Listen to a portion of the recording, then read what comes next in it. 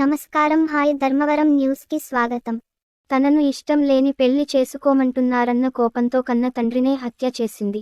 ఈ ఘటన ఈ నెల 13న అన్నమయ్య జిల్లా మదనపల్లెలో చోటు చేసుకుంది.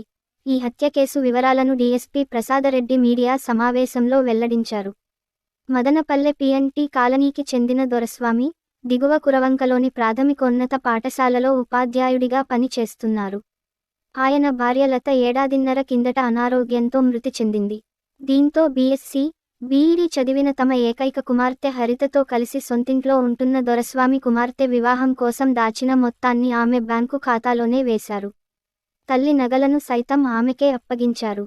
ఈ నేపథ్యంలో హరిత మదనపల్లెకు చెందిన రమేష్తో సన్నిహితంగా ఉంటూ అతనికి తన బంగారు నగలు అప్పగించింది. అతను వాటిని తాకట్టు పెట్టి 11.40 లక్షలు అప్పుగా తీసుకున్నాడు.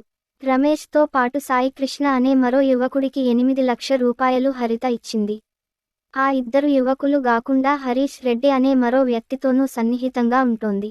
ఇరుగు పొరుగు ద్వారా కూతురు వ్యవహారాలు తెలుసుకున్న హరిత తండ్రి దొరస్వామి ఆమెకు మంచి సంబంధం చూసి పెళ్లి చేయాలని నిర్ణయించుకున్నారు. వివాహానికి హరిత నిరాకరించింది.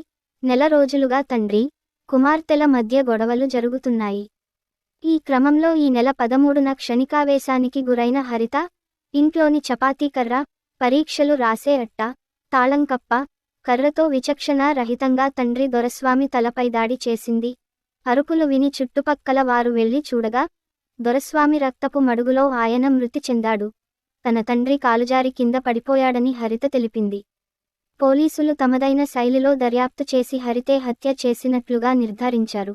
నిందితురాలిని సోమవారం అరెస్టు చేసి రిమాండుకు తరలించారు.